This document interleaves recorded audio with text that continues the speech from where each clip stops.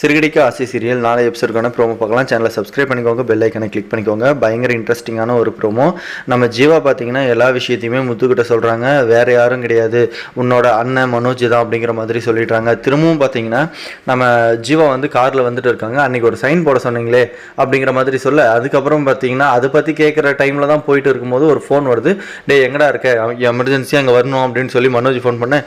இது யார் அப்படின்னு சொல்லி கேட்க, அதுக்கப்புறம் பார்த்தீங்கன்னா இது ஒரு ஓடுகாலைங்க, என்னோட அண்ணன் தான், வேற யாரும் இல்லை அப்படிங்கிற மாதிரி சொல்ல, உங்க அண்ணனா அப்படிங்கிறாங்க. ஏங்க இவங்களை தெரியுமா அப்படிங்கிற மாதிரி சொல்றாங்க. அதுக்கப்புறம் அவங்க இவங்களை ரொம்ப நல்லாவே தெரியும் அப்படிங்கிற மாதிரி சொல்லிட்டு நடந்த எல்லா விஷயத்தையுமே நம்ம ஜீவா வந்து முத்துக்கிட்ட சொல்றாங்க.